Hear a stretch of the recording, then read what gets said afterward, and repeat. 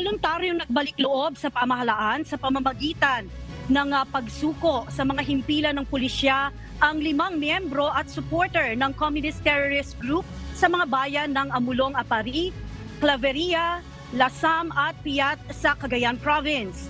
Ayon sa pamunuan ng PNP Cagayan, naranasan ng mga nalinlang na mga rebelde ang mahirap na buhay sa pagiging kasapi ng CTG, kaya nagpasya na lamang sila na magbalik loob sa pamahalaan. Batay naman sa salaysay ng mga sumukong rebelde, maraming binitiwang pangako ang mga miyembro ng CTG na humikayat sa kanilang umanib sa grupong, ngunit walang natupad sa mga ito.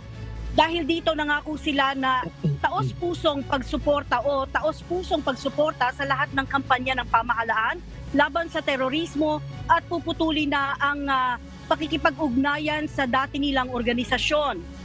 Ngayon, mas pinaigting naman ng hanay ng pulisya ang pakikipag-ugnayan sa militar at iba pang sangay ng pamahalaan upang maisakatuparan ang mandato ng National Task Force to End Local Communist Armed Conflict na matuldukan na ang banta ng insurgency sa bansa.